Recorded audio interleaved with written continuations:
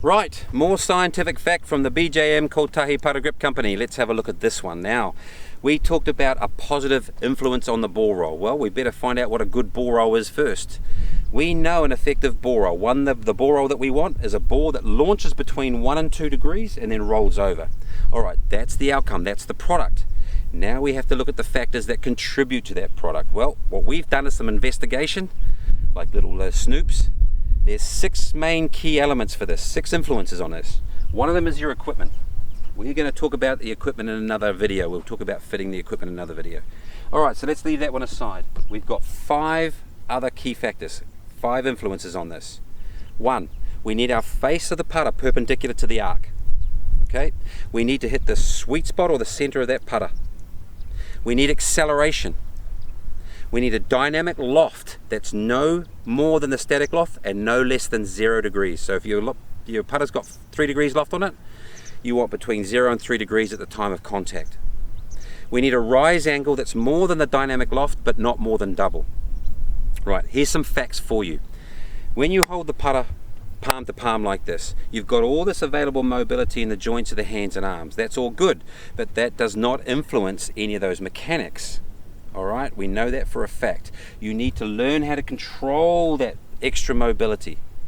Alright, so there's no positive influence by holding your palms together. Here's some science fact for you. When we turn the palms up, they fight each other, they antagonize each other.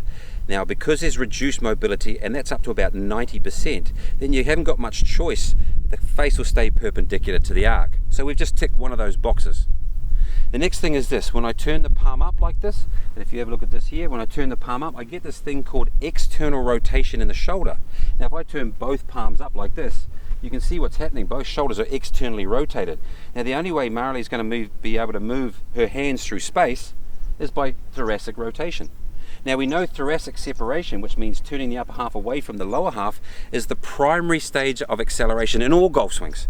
And there's no arguments about that one. We know that for a fact. We separate the upper from the lower to store energy. That is the primary stage of acceleration.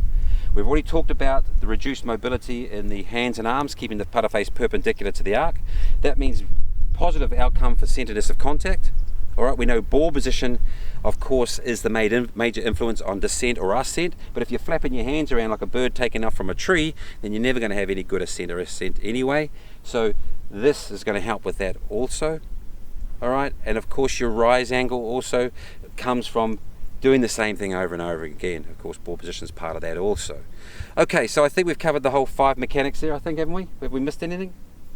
So it's simple facts. Turn the palms up, create this thoracic rotation, keep the putter face perpendicular to the arc, centeredness of contact, acceleration and rise angle will get influenced by it. Simple. BJM, Kotahi putter grips. Facebook, Instagram, follow us on YouTube.